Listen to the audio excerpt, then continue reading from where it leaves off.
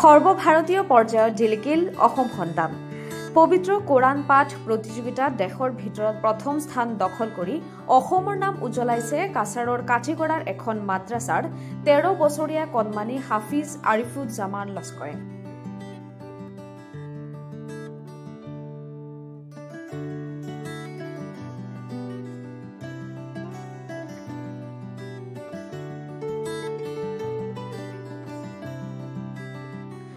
আট ডিচেম্বৰ পশ্চিমবংগৰ হাওড়াত অনুষ্ঠিত সৰ্বভাৰতীয় হিফজুল কোৰাণ প্ৰতিযোগিতাত দেশৰ আন আন ৰাজ্যৰ প্ৰতিযোগীসকলৰ লগত ভাগ লৈছিল 13 বছৰীয়া হাফিজ আৰিফুজ্জামান লস্কৰে।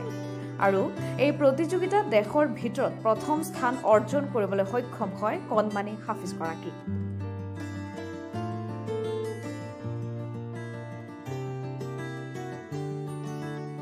কাঠিগড়াৰ গণিৰ গ্ৰামৰ ৰহমানিয়া হাফিজিয়া মাদ্ৰাছাৰ ছাত্ৰ হাফিজ আৰিফুজ্জামান লস্কৰ।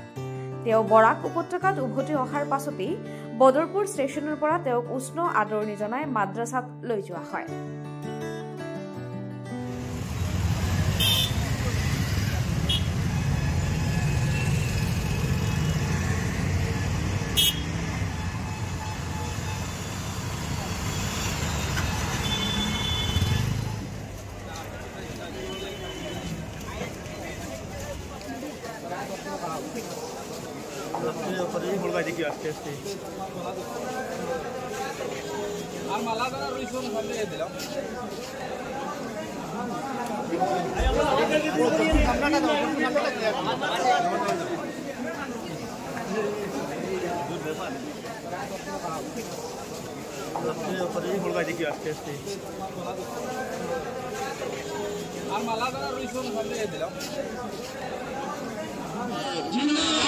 হাফিজ আরিফুজ্জামান জিন্দাবাদ, হাফিজ আরিফুজ্জামান জিন্দাবাদ, নারে তাকবীর,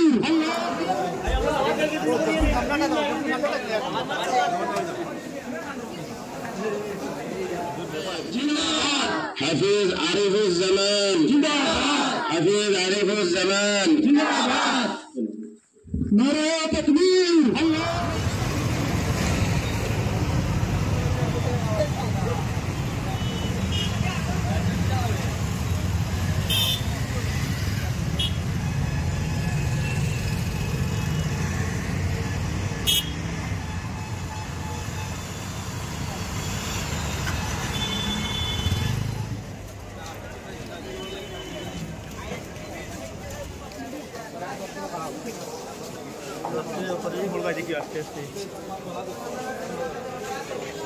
আর মালা দ্বারা রইছন ভাবে দিলাম।